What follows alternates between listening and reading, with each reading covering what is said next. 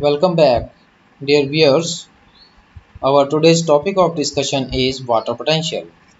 In the last video, we have discussed about the diffusion. Now, before proceeding further, Jin viewers ने मेरे channel को subscribe नहीं किया है, kindly subscribe my channel so that you can get my videos regularly. आइए चलते हैं topic की ओर। Water potential means power of water. Power of water का मतलब है how many water molecules are free to move. जो वाटर पोटेंशियल है प्यारे बच्चों, बहुत ही इंटरेस्टिंग टॉपिक है और बहुत ज़्यादा आपके काम आने वाला है जी। अगर ये आपको समझ में आ जाएगा तो जितनी भी वाटर की मूवमेंट है वो कैसे होगी, कहाँ से कहाँ होगी, वो आपको एकदम क्लियर हो जाएगा। तो चलिए, the measure of the relative tendency of water to move from one area to another is called as water potential और simply the free energy content of the water.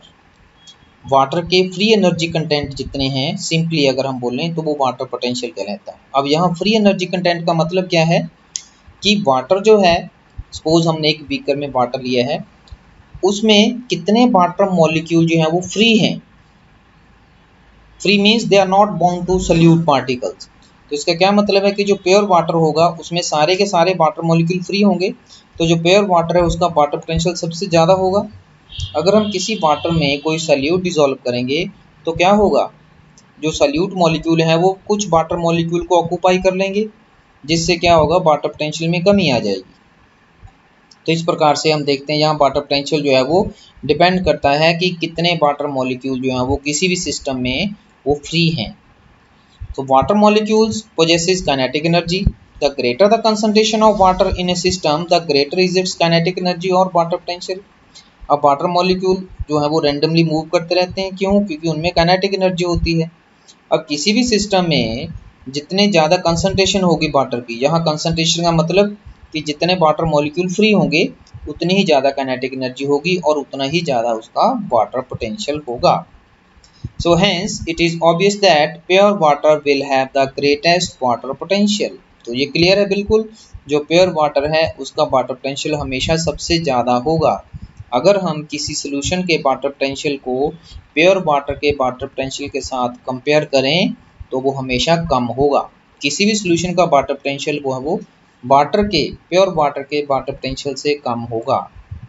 Water always move from the system containing water at higher water potential to the one having low water potential। ये बात आपने हमेशा याद रखनी है कि जो वाटर है उसकी मूवमेंट हमेशा हायर वाटर पोटेंशियल से लोअर वाटर पोटेंशियल की ओर होती है। तो जब भी आपको ऐसा कोई क्वेश्चन आए, दो सिस्टम आपको दिए गए हों कि वाटर जो है कहाँ से कहाँ मूव करेगा, तो सबसे पहले आप वहाँ पर ये देखेंगे कि किस सिस्टम का वाटर पोटेंशियल ज़्यादा है और किसका कम है। तो जिस सिस्टम का वाटर पोटेंशियल ज़्यादा होगा, वाटर की मूवमेंट वहाँ से कम वाटर पोटेंशियल की ओर होगी। वाटर पोटेंशियल जो है इसको एक ग्रीक सिंबल है साई, उसके साथ रिप्रेजेंट करते हैं और it is expressed in pressure units such as pascals, और इसको पास्कल में रिप्रेजेंट किया जाता है, एक्सप्रेस किया जाता है। अब अपनी सुविधा के लिए by convention the water potential of pure water at standard temperatures which is not under any pressure is taken to be zero. तो स्टैंडर्ड कंडीशंस में हम किसी भी जो प्योर वाटर है उसका वाटर पोटेंशियल जो है वो जीरो कंसीडर करते हैं। इसका मतलब किसी भी सोल्यूशन का जो वाटर पोटेंशियल होगा वो जीरो से कम होगा, मतलब उसकी वैल्यू नेगेटिव होगी।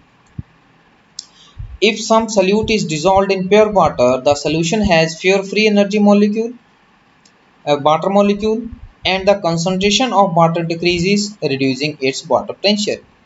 ये हमने पहले भी चर्चा की, जब भी कोई सल्यूट वाटर में डिसॉल्व किया जाता है तो वो सल्यूट क्या करता है, कुछ एक वाटर मॉलिक्यूल्स को ऑक्यूपाई कर लेता है, मतलब उनको फ्री नहीं रहने देता।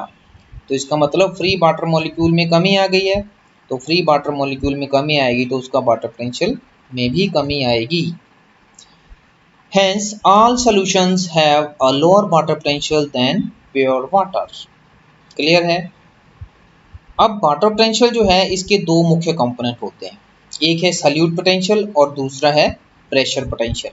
सल्यूट पोटेंशियल का मतलब क्या है कि किस वाटर में या किसी सॉल्यूशन में किसी भी सल्यूट को डिसॉल्व करने पर उसमें उसके वाटर पोटेंशियल में कितनी कमी आती है, वो सल्यूट पोटेंशियल कहलाता है। और प्रेशर पोटेंशियल क्या है, किसी भी सेल में पाए जाने वाले वाटर के ऊपर लगने वाला हाइड्रोस्टैटिक प्रेशर जो है वो प्रेशर पोटेंशियल कहलाता है। ये क्लियर है, दो कंपोनेंट। तो ये दो कंपोनेंट डिटरमाइन करते हैं वाटर पोटेंशियल को। जो इनका रिलेशन है उसको हम इस प्रकार से लिख सकते हैं, यहाँ psi means water potential is equal to psi s plus psi p. Psi s का मतलब सल्यूट पोटेंशियल और साई पी का मतलब प्रेशर पोटेंशियल। तो solute potential is the magnitude by which water potential goes down when solute is added to the solution. यह भी आपको clear कर दिया मैंने पहले ही। Whereas the pressure potential is the component of water potential which represents the hydrostatic pressure exerted on water in a cell। तो ये दो कंपोनेंट है जो वाटर पोटेंशियल को डिटरमाइन करते हैं।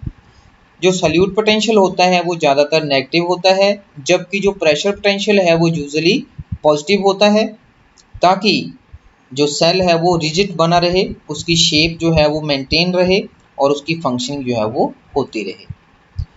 अब वाटर पोटेंशियल में ये दोनों अगर हम कंपोनेंट की बात करें तो अगर प्रेशर पोटेंशियल बढ़ेगा तो वाटर पोटेंशियल भी बढ़ेगा।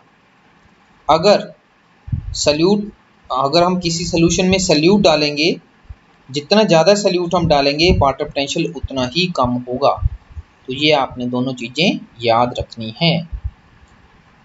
अब एक एग्जाम्पल के द्वारा यहाँ पर हम चर्चा करेंगे मेजरिंग वाटर पोटेंशियल।